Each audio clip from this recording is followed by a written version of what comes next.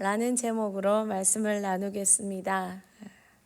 형통은 순종의 결과입니다. 어제 축구 재밌게 보셨습니까?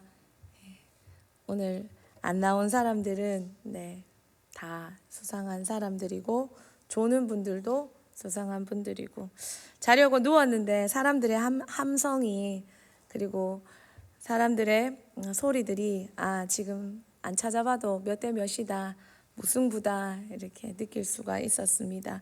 아니나 다를까 일어나 보니까 무승부였습니다. 그래서 속으로 생각했습니다. 아이 참 아쉽겠다. 그런 생각했습니다. 축구 경기는 열심히 응원해도 무승부가 있습니다. 그러나 신앙은 열심히 기도하고 열심히 하나님 찾으면 무승부가 아니라 승리만 있습니다. 오늘 새벽에 기도하시는 여러분은 승리자가 될 줄 믿습니다. 신앙은 참 거창할 거라 생각됩니다. 그리고 또 정말 크고 위대할 거라 생각됩니다. 그런데 주를 위해 신앙을 위해 생명을 바치고 머나먼 아프리카를 가고 그런 거창하고 위대한 신앙을 꿈꾸고 생각하고 또 하나님이 그럴 때가 오게 하는 사람도 있을 것입니다. 그러나 가만히 성경을 보면 믿음의 선조들에게 펼쳐진 신앙은 그렇게 거대한 거창한 인생이 아니라 일상의 작은 것들이었습니다. 뭐 먹을까? 어디 살까? 어디서 자식 키울까? 우리의 일상과 똑같은 문제였습니다. 아브라함의 순종도 이사였습니다. 어디 살까? 어디 살까? 다니엘의 순종도 뭐 먹을까? 였습니다. 살고 먹고 인생의 작은 부분이듯이 그것도 신앙의 중요한 작지만 중요한 부분입니다. 선악과 무슨 문제입니까? 먹는 문제였습니다. 이거 먹을까 말까? 성도로서 먹으면 되는 거 안 되는 것 그것이 선악과의 문제였습니다. 요셉의 순종도 동일합니다. 형제들 때문에 억울했습니다. 너무 억울해서 미칠 지경이었습니다. 정말 아무리 생각해도 이해가 안 되는 억울한 순간입니다. 그것도 가족들한테. 그러나 그 순간에 하나님의 권위를 인정하는 것. 원망에 쌓여 이해할 수 없는 가족들과 형제들의 행태에 빠져 인생을 허비하는 것이 아니라 그래도 이런 순간에도 자신을 이끄고 내 인생에 개입하시는 하나님을 믿고 그래서 내 멋대로 흘러가는 내가 생각할 수 없는 상황으로 흘러가는 이때에도 내 자세를 지키는 것. 내 삶에 하나님의 권위를 인정하며 내 말과 내 생각과 내 감정과 내 모든 태도를 지키는 것. 그래서 요셉이 했던 건 뭡니까? 노예의 삶에서 최선을 다하는 것이었습니다. 삶만요? 아니요, 마음으로. 보디발을 향해 그 가문을 향해 사랑하고 최선을 다하는 것이었습니다. 그러니 일개 소년 노예가 그 가정에 총무가 되는 역사를 일으키지 않았겠습니까? 청소 하나를 해도 설거지 하나를 해도 걸레 하나를 빨아도 마음을 다해 했던 것. 신앙은 거창함에서 시작하지 않고 작은 부분에서 시작합니다. 다윗은 양치기에서 시작했습니다. 사무엘의 엄마 한나는 자녀 교육 어디서 할 것인가에서 시작했습니다. 엘리 같은 제사장이 있어도 기도하는 엄마가 엘리가 안 보였을까요? 그러나 그 뒤에 계시는 하나님 바라보고 교회에서 자식 키웠습니다. 성경은 말합니다. 고린도전서 10장 31절 우리 같이 볼까요? 그런즉 너희가 먹든지 마시든지 무엇을 하든지 다 하나님의 영광을 위하여 하라. 작은 한순간 하나님 영광을 위해 마음가짐, 감정 처리, 관계 문제 어떻게 할지 선택하는 것. 작은 순간 내가 앉을 자리, 내가 먹는 순간, 내가 쉬는 순간, 노는 순간 그건 모두 다 주를 위해. 그래서 요셉이라는 노예의 인생에서도 아이러니하게 형통이라는 단어가 사용될 수 있었습니다. 창세기 39장 2절 3절 같이 보겠습니다. 여호와께서 요셉과 함께 하심으로 그가 형통한 자가 되어 그의 주인 애굽 사람의 집에 있으니 그의 주인이 여호와께서 그와 함께 하심을 보며 또 여호와께서 그의 범사에 형통하게 하심을 보았더라. 아멘. 작은 순간 무엇을 위해 어떻게 선택하느냐, 순종하느냐, 결론은 너무 큰 문제가 됩니다. 작은 부분, 여러분은 순종할 준비가 되어 계십니까? 작은 부분, 순종하고 계십니까? 지금 이 순간, 지금 이 순간. 오늘 본문의 이삭도 아버지처럼 작은 부분의 순종이었습니다. 어디 살까? 어디 살까? 교회 근처 살까? 교회 멀찌감치 살까? 직장 근처 살까? 자식 학교 근처 살까? 어디 살까? 아무리 좋은 가문에 아무리 많은 선조들의 기도가 쌓여도 아무리 큰 약속이 하나님과 나에게 있다 해도 지금 이 순간 순종이 없으면 형통은 없습니다. 아무리 이삭이 아브라함의 아들이라 하더라도 아무리 하나님께서 아브라함에게 약속을 주셨고 그 가문에 그 약속이 있다 할지라도 아버지의 기도가 쌓였다 할지라도 지금 이 순간 이삭에게 순종이 없으면 하나님의 인도하심도 없고 형통도 없습니다. 하나님이 이삭에게 찾아오심도 손내미심도 순종할래의 손내밈이었습니다. 이삭의 작은 순종이 인생의 형통을 가져오게 했습니다. 창세기 26장 12절에 여호와께서 복을 주심으로 13절에 같이 한번 읽을까요? 사람이 창대하고 왕성하여 마침내 거부가 되어 14절에는요. 양과 소가 떼를 이루고 종이 심이 많으므로 블레셋 사람이 그를 시기하여 얼마나 많았으면 주변에 있는 블레셋 사람들이 시기할 정도로 나중에 블레셋 사람들이 그가 사용하는 아버지 아브라함의 우물을 막고 또 우리보다 너희가 강성하니 가라. 갈 때마다 우물 팔 때마다 우물이 나오고 희한하죠. 이삭은 분명히 형통했어요. 우물 팔 때마다 물이 나오고 블레셋 사람들이 성실하게 방해하고 회방하고 우물 나올 때마다 메꾸고 우물 나올 때마다 메우고 방해하지 못할 때까지 우물 파고 팔 때마다 물 나오고 다윗은 번성했습니다. 그런데 26장 22절에서 24절 같이 한번 볼까요? 이삭이 거기서 옮겨 다른 우물을 팠더니 그들이 다투지 아니하였으므로 그 이름을 르호봇이라 하여 이르되 이제는 여호와께서 우리를 위하여 넓게 하셨으니 이 땅에서 우리가 번성하리로다 하였더라. 아멘. 뒤에 보면 결국 그 적들도 이삭에게 손 내밀어 친구가 되고 동지가 됩니다. 왜요? 그의 번성과 그의 부와 그의 형통과 또한 그것 넘어 그와 함께 하신 하나님이 너무 무서워 아무도 이삭의 적수가 되기를 원치 않았던 것입니다. 그는 관계에서도 하나님께서 형통을 허락하셨습니다. 그런데 이런 이삭의 시작도 형통도 모든 것도 순종에서 시작되었습니다.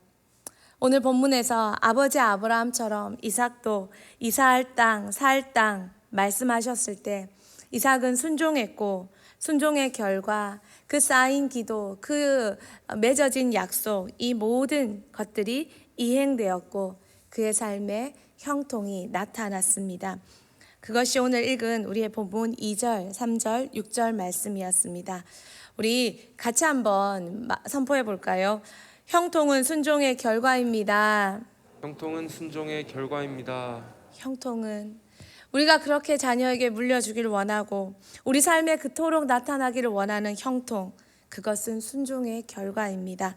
첫 번째입니다. 우리 같이 한번 읽어보겠습니다. 하나님은 순종에 엄청난 가치를 부여하십니다.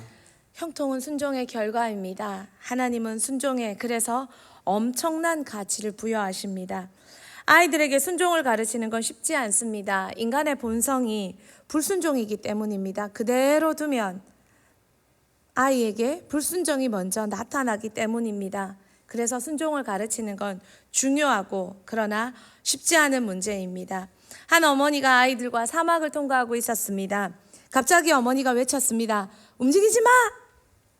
설명할 시간도 없었고 급했습니다. 어머니는 단 한마디 외쳤습니다. 움직이지 마! 그리고 아이들은 그 자리에 멈췄습니다. 바로 그때 아이들 발밑으로 방울뱀 하나가 미끄러져 지나갑니다. 어머니 말에 순종하지 않았다면 왜요? 뭐요? 왜?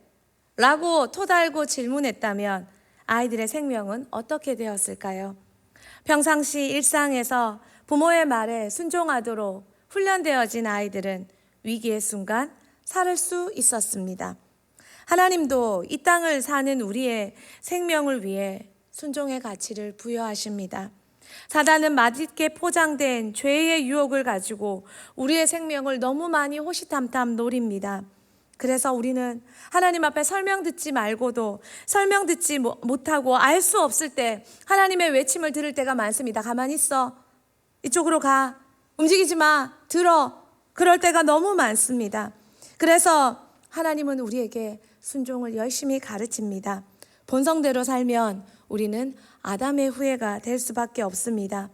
성도로서 먹지 말 것을 먹지 말아야 되고, 성도로서 피우지 말 것을 어린 시절부터 손대지 말아야 되고, 그런데 그것에 훈련되지 않으면, 부모 말부터 듣지 않으면 본성 그대로 자라도록, 자연 그대로 자라도록, 아이 기죽이지 않도록 자라도록 내버려 두면 들어야 될 때 듣지 못하고 결국은 하나님 말씀조차 듣지 못하는 인생이 되기 십상이라는 것입니다. 본성을 거스르는 순종은 신뢰와 깊은 신뢰와 사랑을 근거로 형성되고, 순종될 때, 순종할 수 있을 때 악하고 음란한 이 세대를 형통으로 이겨나갈 수 있습니다. 순종해서 형통할 수 있길 소망합니다. 순종을 가르치시는 하나님께서 순종이 참 어렵기 때문에 순종을 배우는 순간순간 상을 우리에게 준비하고 계십니다. 아이들에게 어떤 훈련을 할 때 스티커를 제공합니다. 잘하면 스티커 한두 개씩 붙여줍니다. 스티커가 쌓이면 큰 상을 줍니다. 그리고 결국 스티커의 힘은 그 행위를, 그 행동을 좋게 훈련되도록 만듭니다. 하나님도 동일하십니다. 순종할 때마다 참 좋은 것을 많이 주십니다. 그 좋은 것을 많이 받으면서 우리는 순종의 사람으로 훈련되어져 갑니다. 성경에 보면 순종에서 받는 상이 많이 있습니다. 잠언 3장 1, 2절에는 장수의 복을 주십니다. 잠언 3장 4절에는 하나님과 사람으로부터 받는 은총과 명예를 주십니다. 잠언 10장 28절에는 즐거움을 주십니다. 잠언 1장 7절에는 지식을, 잠언 2장 10절에는 지혜를, 또 잠언 2장 11절에는 분별과 명철을 주십니다. 더 많이 있습니다. 순종하면서 이런 스티커들을, 이런 상들을 받으며 배워가며 우리는 하나님께 순종함으로 선택당하는 자가 되게 하십니다. 사무엘상 15장 22절 말씀 같이 한번 볼까요? 사무엘이 이르되 여호와께서 번제와 다른 제사를 그의 목소리를 청종하는 것을 좋아하심 같이 좋아하시겠나이까. 순종이 제사보다 낫고 듣는 것이 숫양의 기름보다 나으니. 하나님께 순종할 수 있는 자, 작은 것에 순종하도록 훈련된 자, 그래서 그 훈련을 우리 삶에 가져올 수 있는 자, 본성을 이길 수 있도록 훈련된 자, 가정에서 각자의 배움터에서 그리고 삶에서 궁극적으로는 하나님께, 그런 여러분이 되고 우리가 되기를 축복합니다. 두 번째입니다. 같이 읽겠습니다. 순종은 전체적인 것입니다. 순종은 작은 부분에 시작하지만 전체적인 것이 됩니다. 결국 전 영역의 모든 것에 순종이 되어야 합니다. 헌신이 됩니다. 제자도는 모든 인생을 드리는 전체적인 헌신의 사건입니다. 이것은 하고 저것은 안 하고가 아니라 전체적인 것입니다. 한 사람이 순종하는 것, 전체적인 순종을 해내는 것 쉽지 않습니다. 참 순종이 어렵습니다. 헌신이 어렵군요. 그러자 선생님이 순종에 대해서 성경교사가 이렇게 설명했습니다. 의사가 회진을 했습니다. 환자가 의사에게 말합니다. 낫고 싶습니다. 시키는 대로 할 테니 꼭 낫게 해주십시오. 의사가 말합니다. 저만 믿고 따라오시면 나을 수 있습니다. 환자는 너무 그 말이 기쁨이 되었습니다.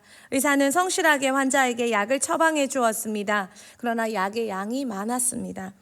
환자는 약을 먹었습니다. 그러나 어느 날 환자의 상태를 보니 의사가 심각했습니다.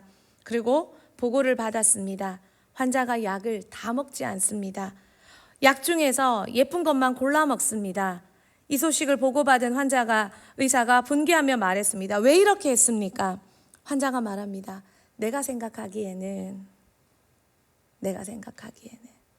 약이 많고, 내가 생각하기에는 알아보니까 이 약은 안 듣는 것 같고, 저 약은 별로일 것 같고, 요 약만 먹어도 되고.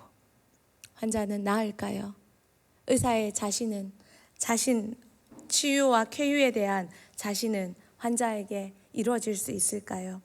순종은 작은 것에서 시작하지만 우리의 모든 인생이 되고 전체적인 것이 됩니다. 누가복음 9장 23절 말씀 같이 읽겠습니다. 또 무리에게 이르시되 아무든지 나를 따라오려거든 자기를 부인하고 날마다 제 십자가를 지고 나를 따를 것이니라. 아멘. 예수님은 결국 우리에게 이렇게 말씀하십니다. 부자 청년이 말합니다. 저는 다 지켰습니다. 율법에 있는 거 하나도 안 지킨 거 없었습니다. 진짜 대단한 사람입니다. 100가지 중에 99가지를 지켰습니다. 그런데 단 한 가지를 못 지켰습니다. 네 가진 거 다 팔아 가난한 사람에게 주라. 99가지 중에 한 가지였습니다. 한 가지 못 지켰습니다. 단 마지막 한 가지. 그런데 그 마지막 한 가지가 전부였습니다. 그리고 그는 결국 예수님을 따르지 못했습니다. 순종은 우리를 지켜줍니다. 부자 청년은 돈이 자기를 지켜줄 것 같았고, 그래서 돈을 그 마지막 한 가지 그냥 작은 돈 하나 선택했는데, 그러나 성경은 말합니다. 돈을 사랑함이 일반하게 뿌리가 되고, 돈을 사랑하며 하나님 나라에 들어가기 쉽지 않고, 돈을 따라갈 때 우리 마음은 돈 하나인데 하나님과 멀어지게 만듭니다. 그리고 하나님을 말씀하시는 전적인 삶으로 따라갈 때 우리 삶은 하나님 하나 선택했는데, 하나님 하나 선택하고 따라왔는데, 그 마지막 순간 하나님께 내 모든 것 드렸는데 하나님이 우리 모든 삶을 보호해 주십니다. 시편 119편 9절 11절 말씀 우리 같이 한번 읽도록 하겠습니다. 청년이 무엇으로 그 행실을 깨끗하게 하리이까? 주의 말씀만 지킬 따름이니이다. 내가 주께 범죄하지 아니하려 하여 주의 말씀을 내 마음에 두었나이다. 깨끗하게 살기 쉽지 않습니다. 그러나 말씀에 순종하면, 근데 말씀의 순종함이 전 삶의 순종입니다. 모든 것의 순종입니다.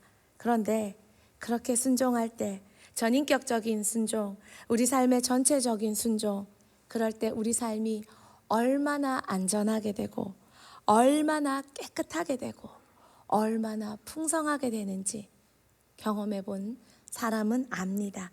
그리고 성경은 그것을 말하며 우리를 이끌어 갑니다. 작은 것의 순종으로 시작하셨습니까? 마지막 한 가지 전체적인 순종으로 인생을 드리며 마지막까지 순종해서 여러분의 모든 인생이 지킴바 되고 또한 하나님께 보장받는 그런 멋진 인생이 되길 소망합니다. 마지막입니다. 우리 같이 한번 읽도록 하겠습니다. 순종의 결과는 형통입니다.